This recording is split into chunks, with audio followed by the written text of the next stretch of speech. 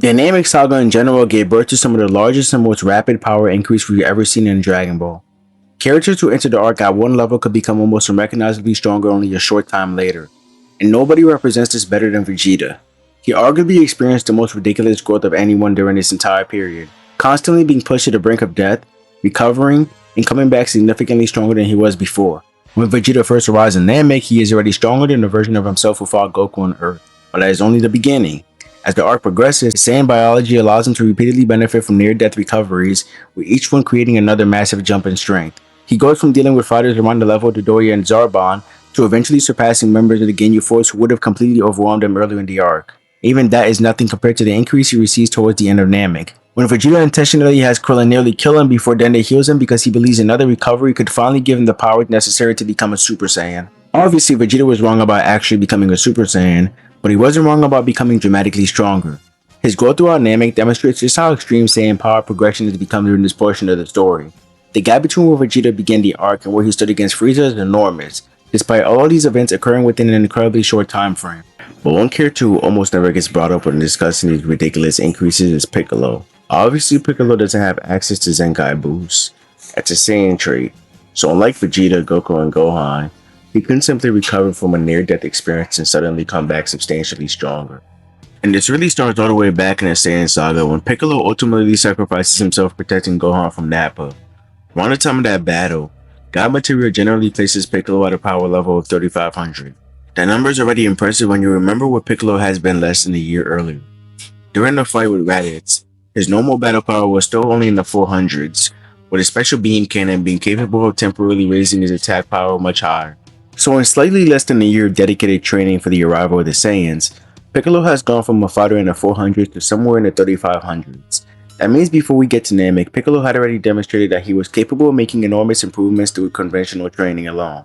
He didn't need a Zenkai boost or a transformation to multiply his strength. When Piccolo knew a powerful enemy was coming and had enough motivation to prepare for them, his growth could be pretty ridiculous. Sometimes Piccolo's later increases are treated as if they came completely out of nowhere, or rapid improvement through training was already part of his character. The Saiyan Saga gives us a perfect example of that.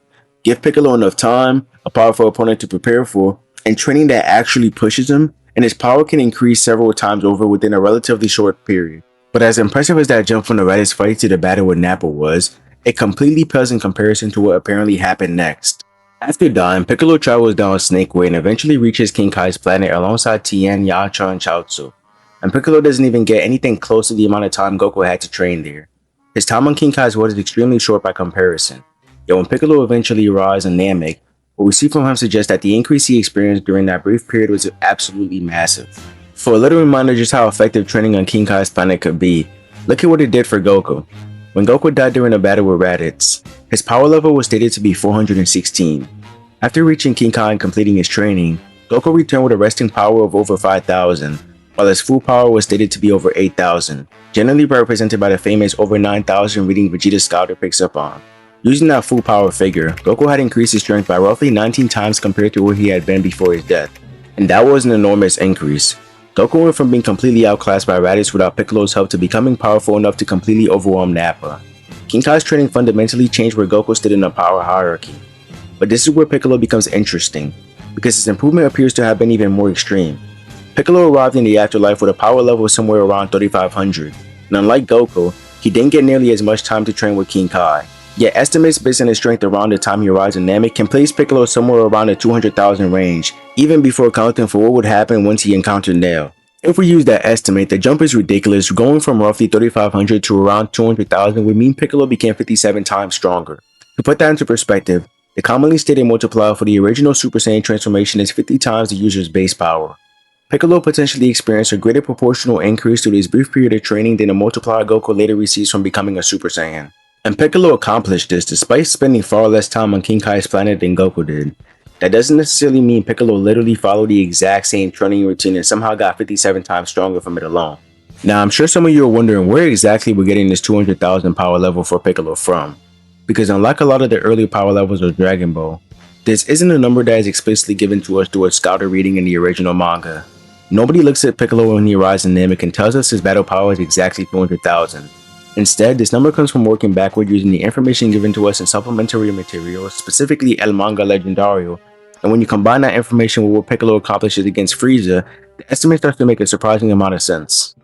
According to El Manga Legendario, Piccolo assimilating Nail resulted in his power increased by 5 times. This is extremely important because we have a pretty good idea of the level Piccolo reached immediately afterwards.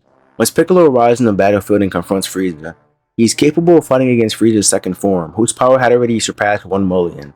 Piccolo is not immediately overwhelmed either. He is legitimately able to fight Frieza and even gets the better of him during portions of their battle. Piccolo, after absorbing Nail, has clearly entered that general million level range of power. If we use approximately 1 million as Piccolo's strength after absorbing Nail and then apply that 5 times increase stated in El Manga Legendario backwards, the calculation becomes pretty straightforward. 1 million divided by 5 gives us 200,000.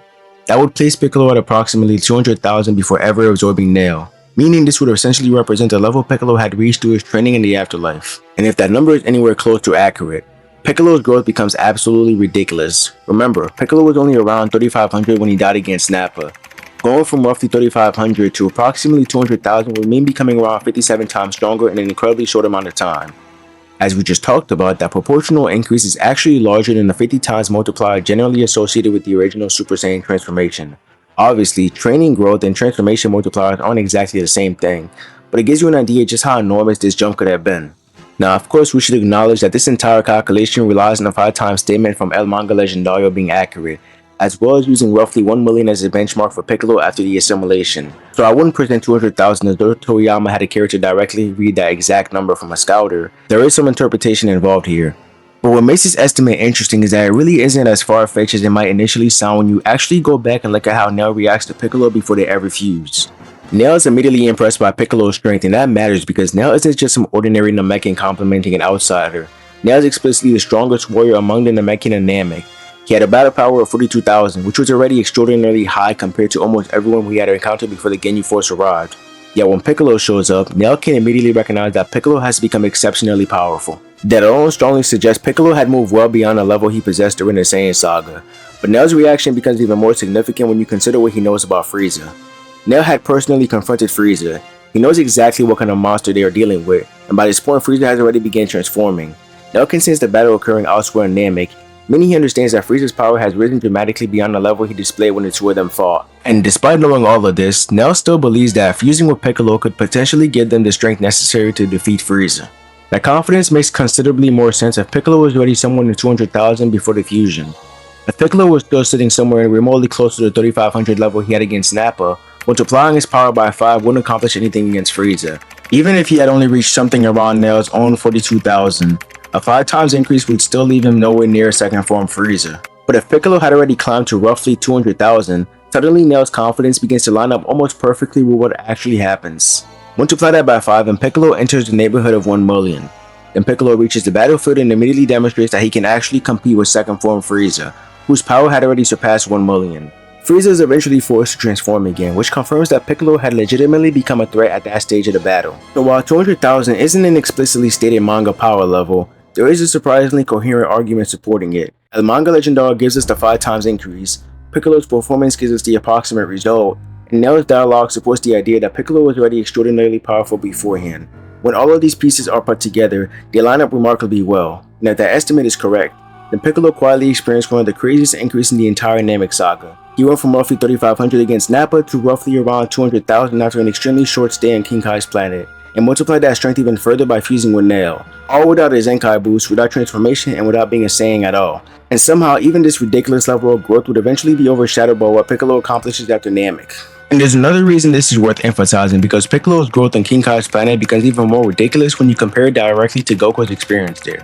Goku had significantly more time to take advantage of King Kai's training, and by the end of it, his natural power had increased from 416 to over 8,000. That was an incredible improvement for Goku at the time. But Piccolo appears to have taken the same general opportunity and produced a dramatically greater result despite having far less time available to him. But regardless of the exact explanation, the result is what matters.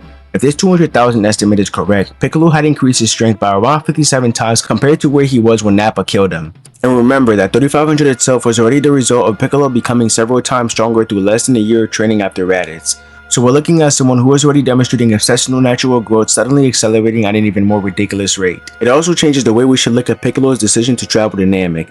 Piccolo specifically asked to be wished back to life and be transported there because he wants to fight.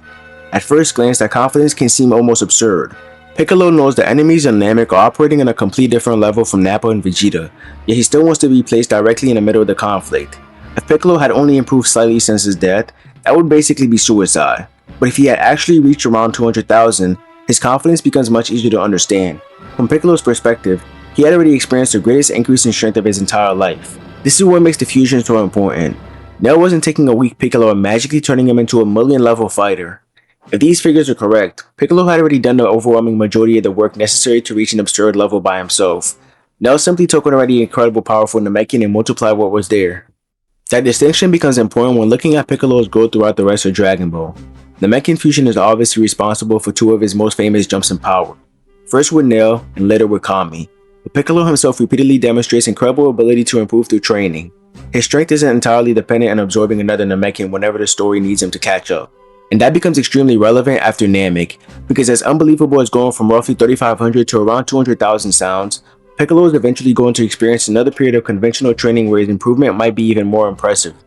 This time, there is no Nail to fuse, no Zenkai boost, no new transformation multiplying his strength, he simply trains. And somehow, by the time the androids arrive, the same character who was completely helpless against Nappa is going to reach a level where even the power of a Super Saiyan is no longer beyond him.